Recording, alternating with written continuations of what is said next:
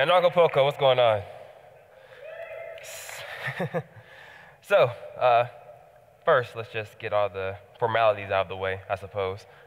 Gracias for all of you for coming. Thank you guys for having me. I really appreciate it. This is my first time in Mexico, as well as my first time at Anarchapulco, obviously. And it's been fun so far. I'm loving hearing all the different speakers, all the different voices, so much intellect. I'm a little bit too normie to consume it all, but I'm getting there. But yeah, libertarians and culture. It's not something we hear talked about that often. And I think that's a problem. Libertarians, we are smart people. Libertarians and anarchists. We're in an anarchist conference. I've made it not a habit, but that isn't it.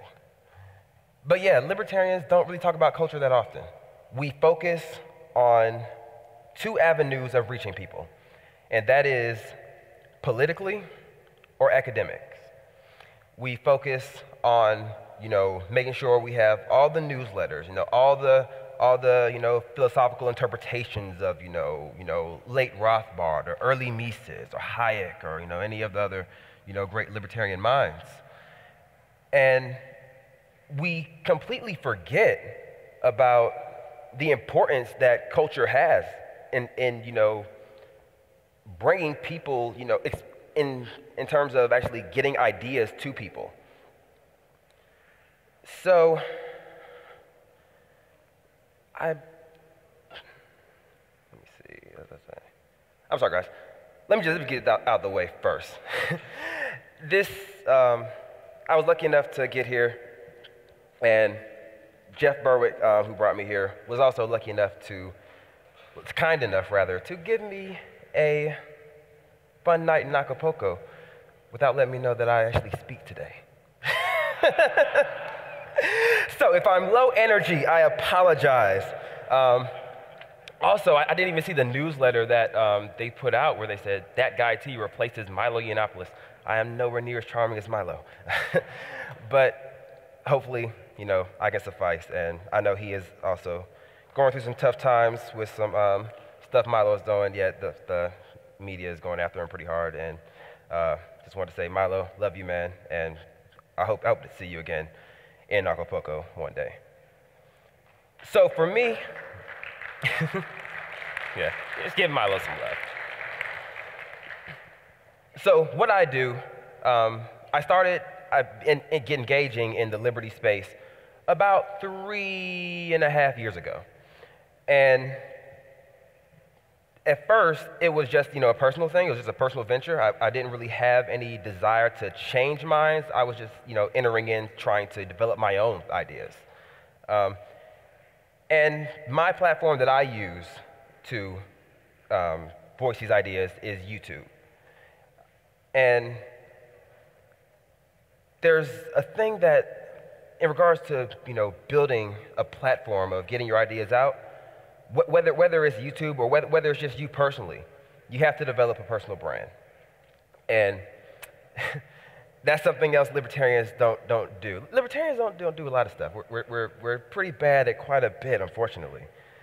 But to build a personal brand, you have to be first honest with yourself, I believe.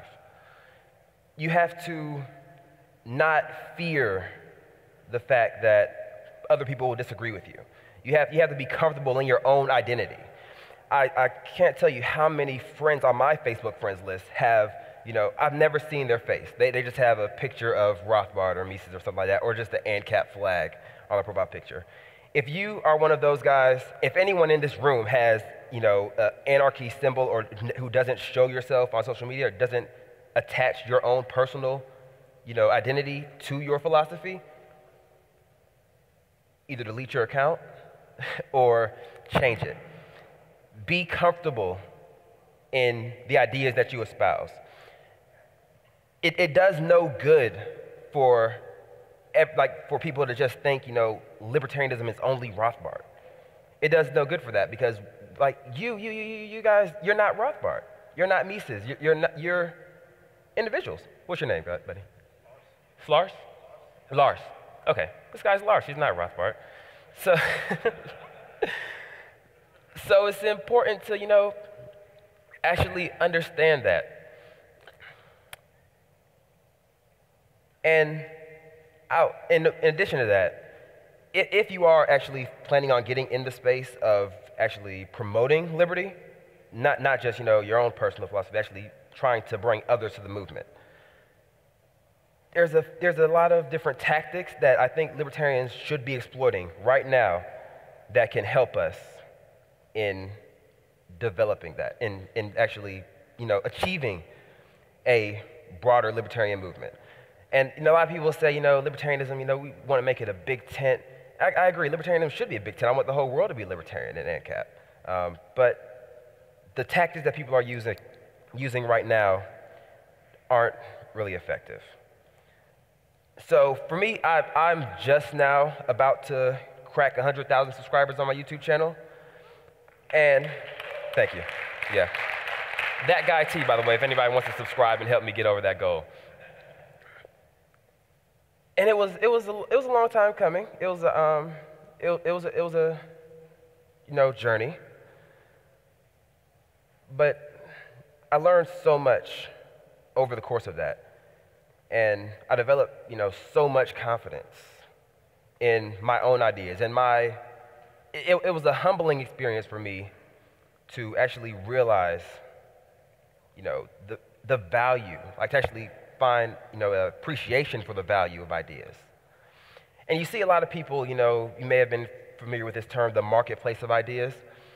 With social media now, there's so much stuff that libertarians could do. There's so many avenues that we could exploit to actually get our ideas out. And we don't. We stick to academia or politics. We think that's the only way. We can either, go write for the Mises Institute or submit an article at fee or anything like that, or we can, run for office. And obviously, I'm an ANCAP. Running for office is not my thing. So let's see. One thing we have to do first is seize cultural institutions.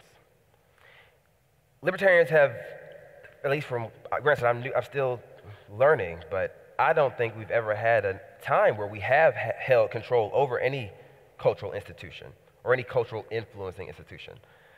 We don't have control over academia. That's run by the Marxists. We don't have control over media. That's run by, the establishment, the general basic left and right. We don't have control over,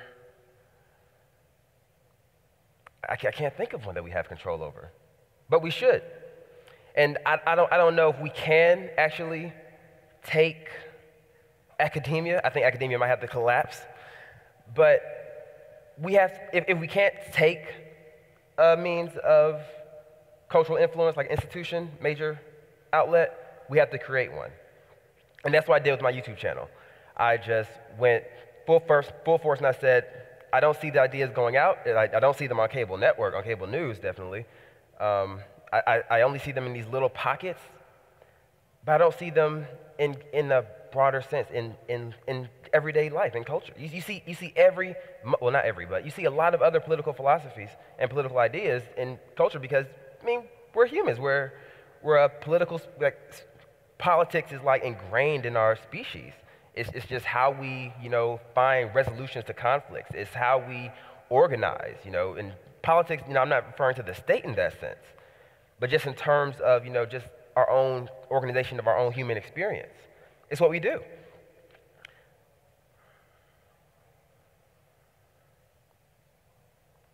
Fingerprint scanner, sorry. So we should seize cultural institutions. And my personal opinion, the best way to do that is to engage.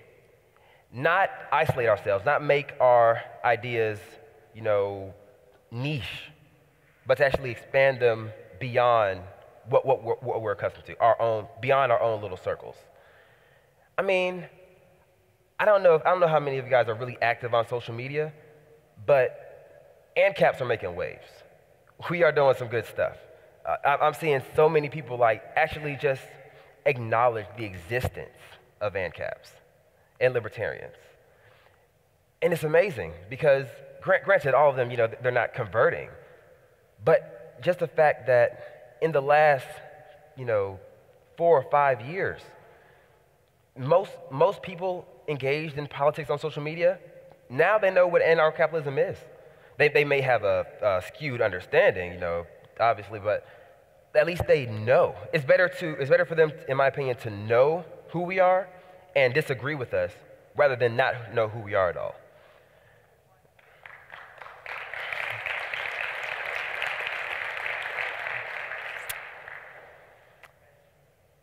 So the next thing, oh, come on, fingerprint scanner, Jesus.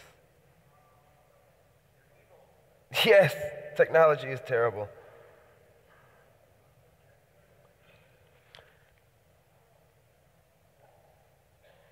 So yes, moving on. In terms of actually getting involved in culture, it's, I don't want to describe this.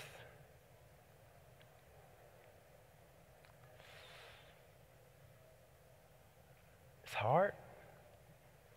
I know this is like really basic concepts. Like I'm speaking basically, but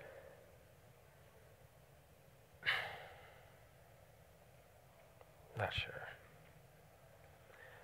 But that's something that I have attributed to my brand, that I don't know all the answers. And the point that when I got up on this stage, I don't enter into discussions with the idea of I'm going to tell these people what's right and what's accurate. I enter into discussions with the mindset of I want to know your ideas, I want you to know my ideas, and we build from there. Most people, especially in the libertarian and ANCAP community, they see this and they go into the situation thinking, these guys are wrong, I'm going to tell them why they're wrong, and I'm not going to hear their perspective. And while I'm an ANCAP, most people I talk to I think are wrong. But if I enter the discussion where I don't give them an opportunity to actually, like if they don't feel comfortable engaged, like if they feel like they're constantly on defense and constantly like I'm constantly trying to attack them, they're not going to be receptive to any ideas. Here we go. Another thing that I think anarcho-capitalists, voluntarists, anarchist libertarians should exploit right now is partisanship. And that sounds kind of weird. Like, are you saying that we should, be Democrats or Republicans, or we should, engage in, the political process and whatnot? No. If you want to, that's fine. I wouldn't recommend it. But there's a way to exploit certain core desires that people have and certain feelings that they have to actually influence their principles. One thing I do, personally, I am a right-leaning libertarian. And I have had success in exploiting partisanship in the way of telling people, basically I framed my channel as, not intentionally, but it just ended up like that, as an opposition to the left. Not to the social left, but the political left, ideological left, leftism. And I'm not saying, the right is fine, but I found more success in bringing people to oppose, like most people already oppose, like not most people, but a lot of people already oppose leftism in general.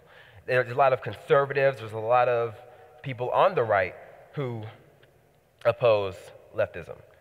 But they don't oppose it for the same reasons you and I do, if you do. I would hope you do if you're a libertarian.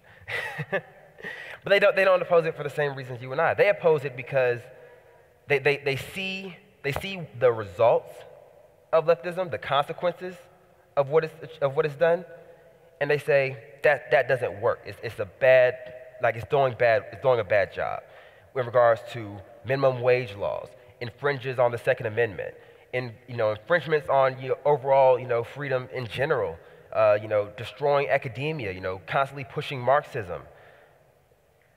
But they don't oppose the principles that actually create, that these ideas, or these results rather, arise from. So what I do is I tap into that. I try my best to tap into that and say, you're already opposed to the left. Okay, that's great. But you should be opposed to their principles, the principles of authoritarianism, the principles of control, the principles of violence. That's what you should oppose. Not just the fact that, minimum wage laws, don't work, or higher taxes, don't work.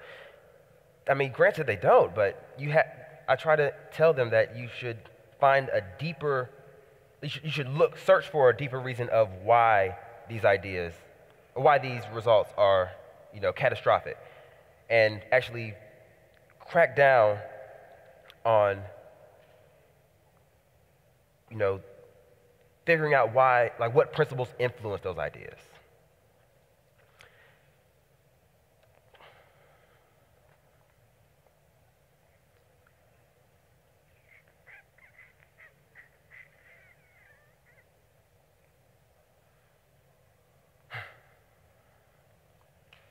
Yeah. So,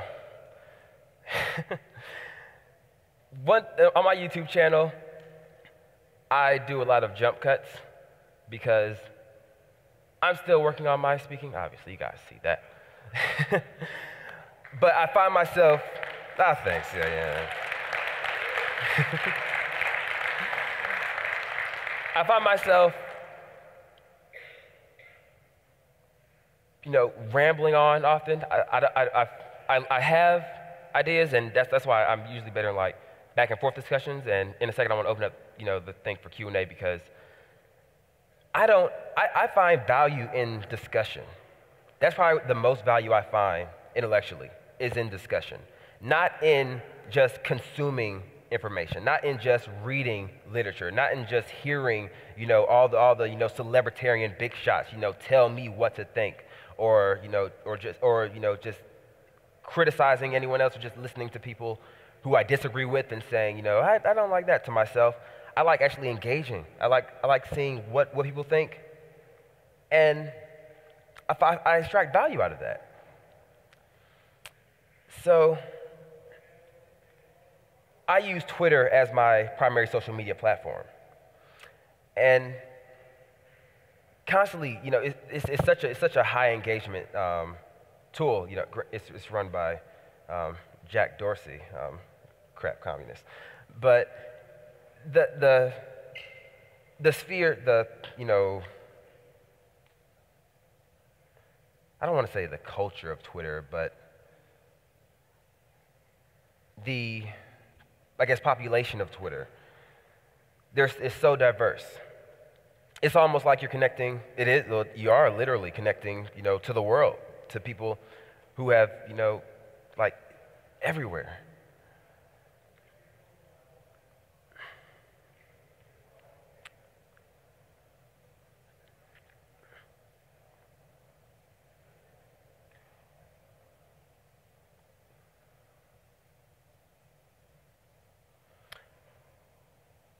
Yeah. So, aside from that, I think libertarians and ANCAPs are also doing something wrong right now.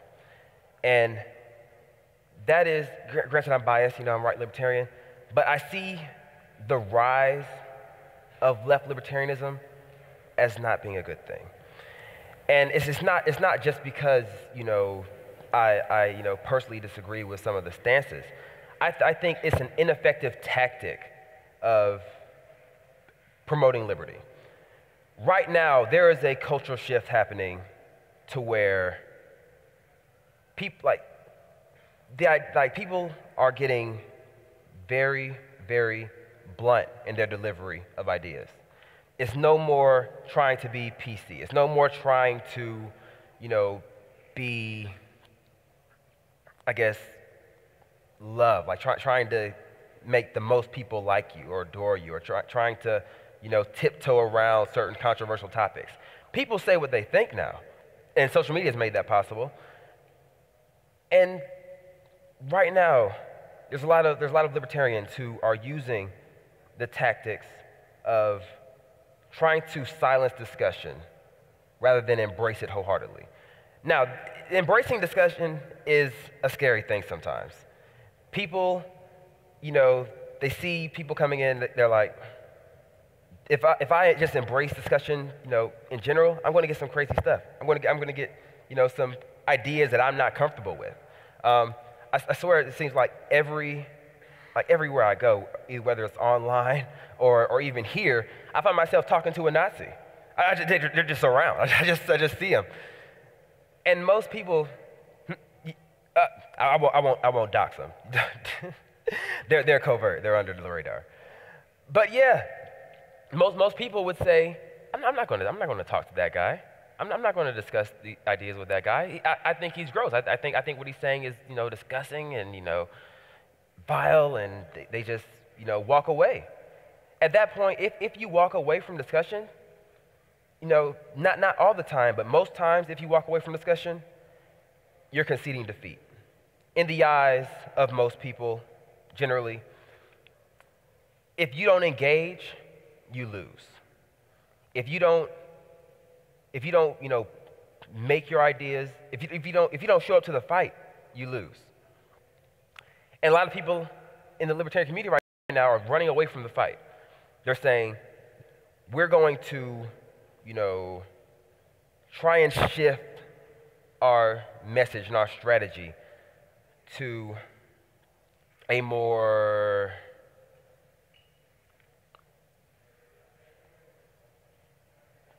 weak delivery. We're going to try and make it appeal to the, people who are just emotionally fragile. We're going to try and appeal to sensibilities. We're going to try to, make people like trying to, not be offensive. And I think you should be offensive. I think, not intentionally, but you shouldn't let someone's offense cripple your ideas. You shouldn't let someone's, disability or someone's lack of ability to actually cope with hard concepts. You shouldn't let that prevent you from voicing your ideas.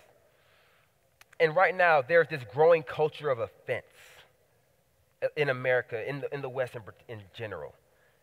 There's this growing culture where people are constantly searching for ways to be offended. And in that, I'm not completely sure why they're like what they're hoping to get out of it. But from what I've seen, it seems like a lot of people do that because they're trying to actually gain respect for being offended. I mean, yeah, they're trying to get people to respect them based on their feelings being hurt. To say, I'm a victim, and it's really weird.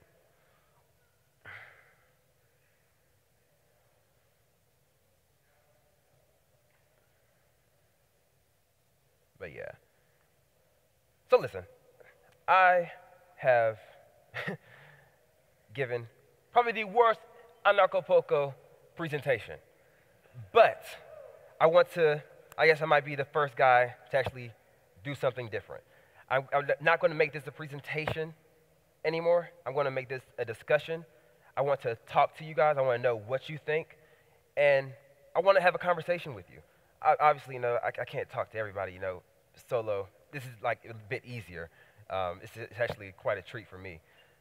So yeah, I would like to open up the floor for mics. I just want to talk to you guys. I want you to pose questions to me. I want you to, let me know what you think libertarians should do in regards to taking culture. And, I just want to back and forth, just see what we can build out of it.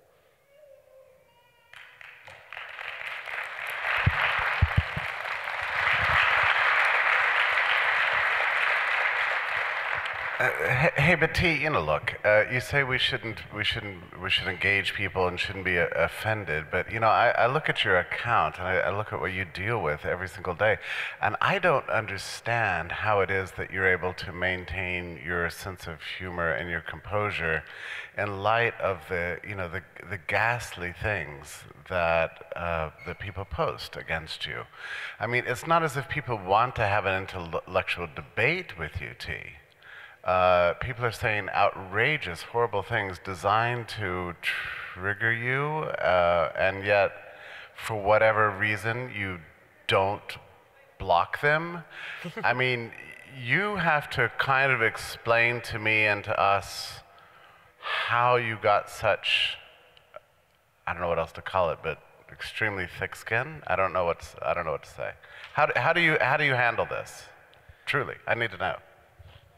I don't know. I don't know exactly when it started. For you all who don't know, as I said, Twitter is my primary social media, and every day, I get trolls, I get people, trying to trigger me. I get the alt-right trying to trigger me, posting racist memes or name calling or really pathetic attempts to try and upset me. And there was a point where, probably right when I started Twitter, I realized they get everything out of you being offended and you get nothing. If you, I mean, I just can't find myself to be offended over anything anymore. I like when I find myself, when I see people, who get offended, I'm like, what value are you getting out of this? How like, do you feel better when you're offended? Like, do you feel better when these people make you upset? No. Then why would you allow it? And I know there's a point. I'm not sure if it's something that's developed or something that's intrinsic, where you actually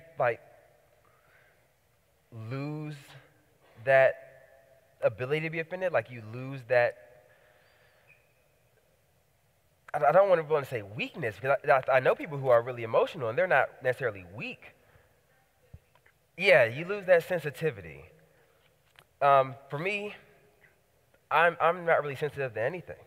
I just let the punches come, and sometimes I find it funny, and sometimes I go back harder at them. When we was at SFL recently, me and Jeffrey, are you guys familiar with the whole Richard Spencer thing that happened? Okay, so Richard Spencer is a American white nationalist. He's deemed the one of the co-founders of the new alt-right in America. And he crashed one of the International Students for Liberty conference in Washington, D.C. And Jeffrey Tucker, being the great man that he was, ran upstairs and told him, "You're get out." Spencer was, in the most respectable sense, physically removed. Yeah, but via privatized effort, so it was no problem. But yeah, I don't find myself getting offended. I actually wanted to talk to Richard, I feel like if I went up there and I said, "You're racist," and went back, no, I wouldn't respect myself in that, because Richard Spencer, he's or anyone for that matter, their ideas, in my opinion, aren't better than mine. So I feel comfortable in engaging with them. I feel comfortable in challenging them. I feel comfortable in, telling them that they're wrong. And, I feel pride in going after that, in, making them believe, or not making them believe, but showing them that, I'm not afraid of, anything you can throw at me. So how I developed that, I'm not sure, but I don't know. Maybe I'm just weird. I'm just not offended by anything. Hey, T. Is this on? All right, here we go. I really appreciate you bringing up the subject of culture, and it's something that, as an activist for a long time, I've grappled with and thought how to incorporate music or art or whatever into what I'm doing and use it as a way from my ideological perspective to promote my ideology, to win more people over to a philosophy of love and peace and harmony and respect for individual rights and freedom. And when you talk about institutions, I think of, well, if you want to defeat the old system, develop one that renders the old one obsolete. I don't want to take over Hollywood or the music industry, or television. It's almost like I don't care anymore. We got YouTube, right? Yeah. And there's plenty of problems with that, and that's almost like the new media establishment that we have to fight now. But if you could talk a little bit about the specifics that you have in mind when you say that, because when I come to an event like this, I go, well, this is the culture. Like it might be, a bunch of, INTJs crawling out of our parents' basements for the first time to come together and party. But hey, we have art, we have music, we have what if you were here last night, you might, with a stretch of generosity, call dancing. We have food. We have great vegan food here. We don't need to take over any existing culture. I mean, do we not here at Anarchapulco have a beautiful representation of freedom movement culture? Yeah.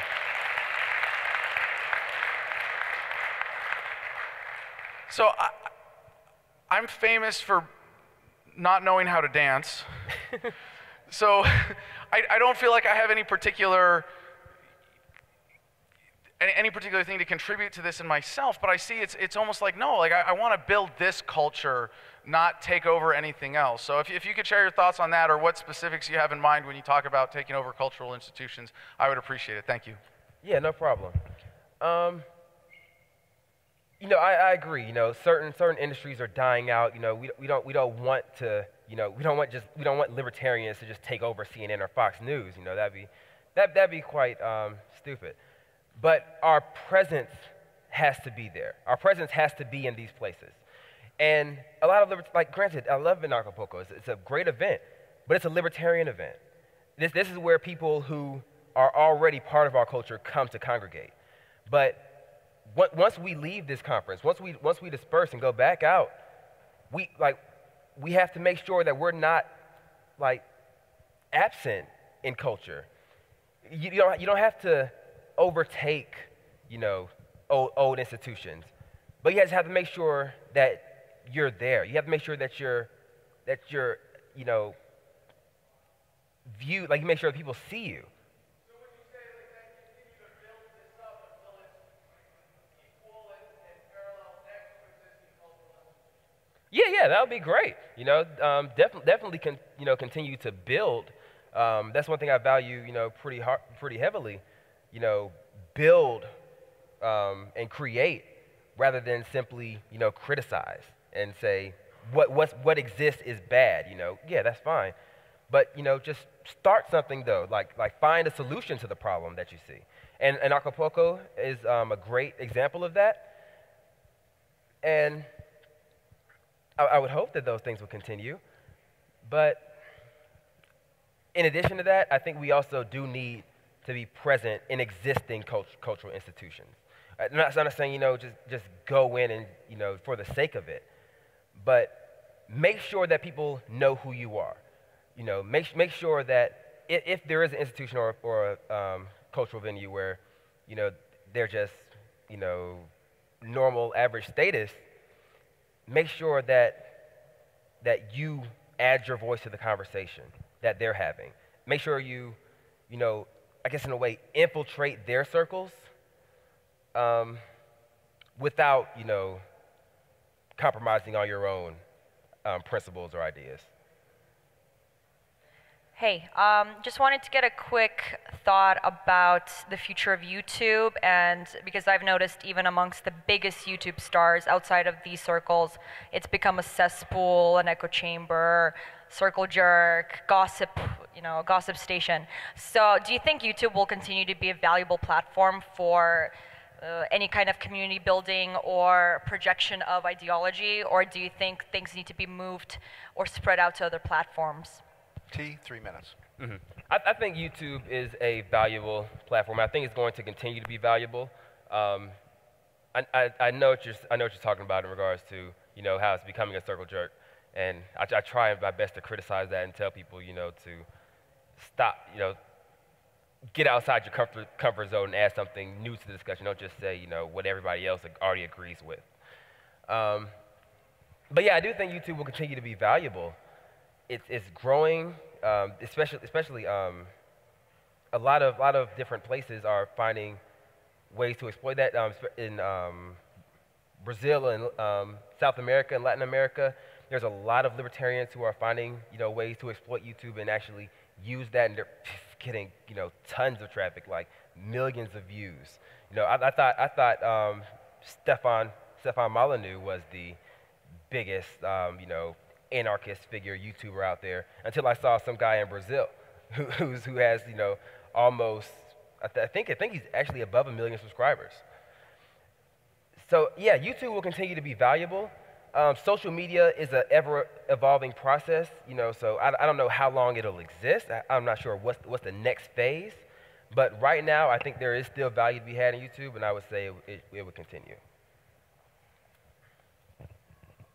Okay, we got 2 minutes left. If we could go back to how you were referencing your peace of mind when talking with people who are on the other side and haven't embraced these morals and ideas yet, it's so, like you said, honestly, that is the most important thing, I think, to this whole movement is for us as individuals to be able to embrace that peace of mind when talking with these people, because they're very scared when first presented these ideas. The fear is very strong in their chest when they first are presented with the idea that they shouldn't be living under a government. And we need to remember when talking with these people that they're going to be terrified. And when we do talk to them, to remain happy and to maintain that higher vibration, because as soon as we start to get down to where they are and we're going to get mad at them, it just becomes a fight. And they're not going to learn anything. We're not going to learn anything.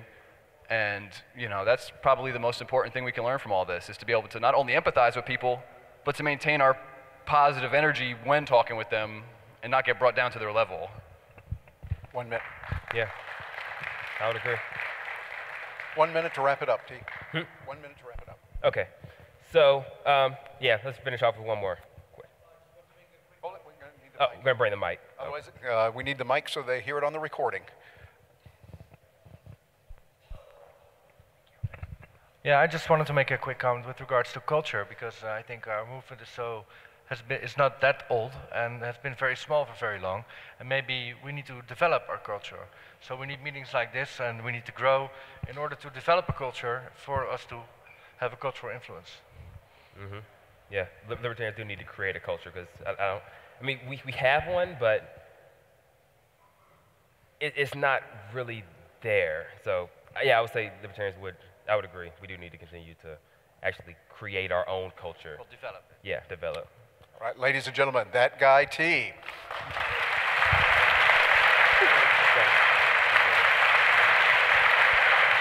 In a world where Antifa riots in the city streets, cops rage out of control, and the leader of the free world is a fat-ass casino owner, one event stands alone to make anarchy great again. I actually love humanity. That is why I'm an anarchist. Backwards in the building like we the ceiling, we illin'. No matter who find it appealing, I'm here and I got a feeling that we'll be dealing a lot of pain where the penicillin get drilled in your head. That we are monsters and yeah, we come from the slums, and for months we've been pumped, but for once I am now comfortable. I want to grow, I want some more success, and I want to know that greatness can't be rushed, can't be less, so face the bus. Feel free to hate on us, we lace them up. Dudes, we done paid them up. Keep snakes away from us and safe from us, you might wanna be. Remember when clowns used to make fun of me and that they wanna be me, see me and they run at me. I'm gonna be the greatest, yeah I wanna be, but I am not the one to be the fakest for the sake of being played. I'm here, like I never left, said so hell. Nah, cause I can't just fail, so just prepare your ears, it'll get for real. Okay, from here, we will never take the cell, it's grind time. My mind and my thoughts, my highs and my faults, my wins and my loss. When will I fall off? It's a chance for me. You are now listening to Veracity. Yeah. Fuck the media, fuck the banks, fuck drone strikes, fuck tanks, fuck hunger, fuck war, fuck ignoring of the poor, fuck the left, fuck the right, fuck the government. Thank you, thank you, thank you, thank you.